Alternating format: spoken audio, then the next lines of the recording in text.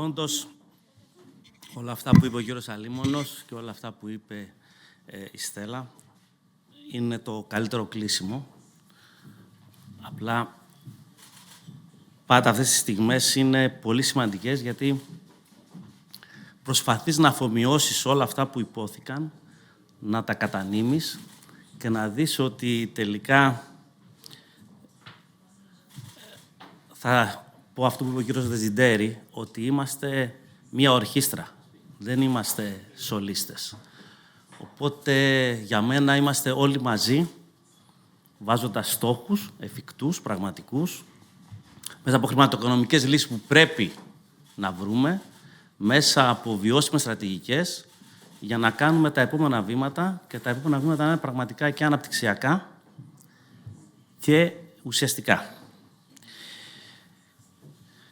Μέσα σε αυτές τις δύο πλήρες και πυκνές συζητήσεων και προτάσεων μέρες, αποπειραθήκαμε να εχνηλατήσουμε προβλήματα που προκύπτουν την κλιματική κρίση. Και όπως και στο πρώτο μας συνέδριο, να διερευνήσουμε με τόλμη και χωρίς περιστροφές τις λύσεις που συγχρονίζονται με τη γεωπολιτική πραγματικότητα, την περιβαλλοντική αναγκαιότητα, όπως ορίζεται από τους διεθνείς οργανισμούς, και τα επιστημονικά δεδομένα. Αρχικά, μέσα από διαφορετικές οπτικές, έγινε κάτι που παραπάνω από σαφές. Ότι η κλιματική κρίση είναι εδώ, είναι πιστοποιημένη, είναι μια πραγματικότητα. Η μη ορθολογική και άμεση αντιμετώπιση της με επιστημονικά κριτήρια και έμφαση στις επόμενες γενιές θα κοστίσει πολύ και στο τώρα και στις επενδύσεις και στην καθημερινότητα και στις γεωπολιτικές ισορροπίες. Αλλά πολύ περισσότερο στην ποιότητα ζωής μας, στη βιωσιμότητα και στην ανθεκτικότητα των μελλοντικών γενεών.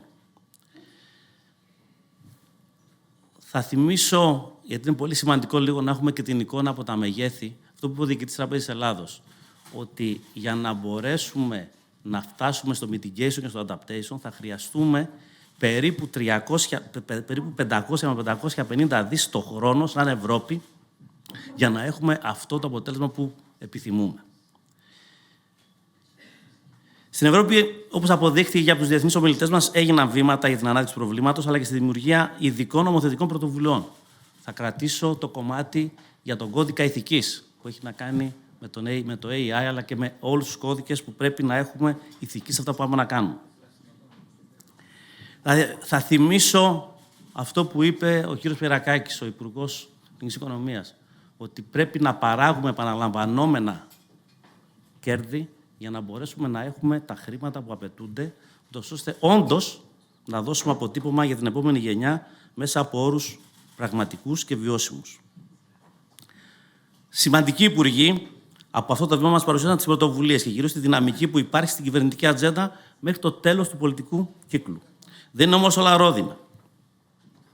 Υπόθηκε, ζούμε σε μια πόλη που δεν είναι σχεδιασμένη για να ζούμε τώρα, όπως και σε ένα κλίμα που δεν είναι αυτό που είχε σχεδιαστεί αυτές οι πόλεις.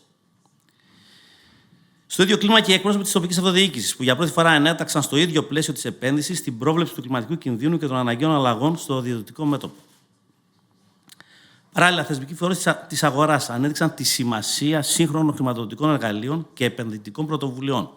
Πρέπει να ενσωματώνουν κριτήρια, είτε είναι κυρίαρχο το E, είτε είναι κυρίαρχο το S, είτε είναι κυρίαρχο το G. Αυτή η πολυεπίπεδη προσέγγιση δίνει τη λογική των εκπροσώπων στο τραπεζικό τομέα να παρουσιάσουν πως η κλιματική κρίση αποτελεί μια προϋπόθεση υπαρξιακής επιταγής, αλλά και ευκαιρίες για νέα πράσινα προϊόντα που θα θωρακίσουν το μέλλον μας, αλλά και την οικονομία. Στόχος, περαιτέρω μεταρρυθμίσεις και ένταξη επενδύσεων ιδιωτικών παράλληλα με τους δημόσιους. Συνοψίζοντας, θεωρούμε ότι και πιστεύουμε ότι κάναμε το επόμενο βήμα να φωτίσουμε αυτές τις πτυχές των ζητημάτων που επηρεάζει και αφορά η κλιματική κρίση, και βάσει των πολλών διατυπώσεων που ακούσαμε και λύσεις, ακούσαμε και προτάσεις, ακούσαμε και καινοτόμα πράγματα. Η κρίση μπορεί να γίνει ευκαιρία, για μένα είναι ένα πραγματικό γεγονός, αλλά σίγουρα μπορεί να γίνει οδικός χάρτης που θα είναι ρεαλιστικός και θα πάμε στα επόμενα βήματα. Θέλω να σας ευχαριστήσω όλους μαζί και έναν προσωπικά για την παρουσία στο συνέδριό μας, για την αντοχή και την καθαρή σκέψη σε όλες αυτές τις συζητήσεις που γινόταν είτε μπροστά στα πάνελ, είτε και πίσω, προσπαθώντας να συζητήσουμε μεταξύ μας τι υπόθηκε, πώς αφομοιώνεται, πώς το εντάσσουμε. Όλους μας τους φίλους που ήρθαν από μακριά, ειδικά τους διεθνείς εκπροσώπους που ήρθαν από μακριά, όπως και όλους τους προέδρους που έχουν έρθει από όλα τα μέρη της Ελλάδος, όπως βέβαια και όλους εσάς που ήσασταν εδώ πιστοί στο ραντεβού μας. Τους ομιλητές, τους συντονιστές, τους συναδέλφους μηχανικούς, τα στελέχη της αγοράς και βέβαια και κυρίως, γιατί υπόθηκε πολλές φορές το όνομά μου, τα μέλη της διοίκησης. Όλο αυτό είναι μια ομάδα που συζητάμε, αποφασίζουμε, οργανώνουμε.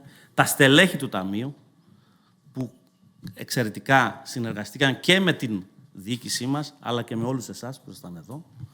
Και βέβαια τους τεχνικούς που δώσανε πραγματικά τον εαυτό τους, όχι μόνο χθες και σήμερα, αλλά από τις μέρες που το προετοιμάζαμε και βέβαια όλους αυτούς επάνω που δεν φαίνονται. Έτσι, το back office επάνω.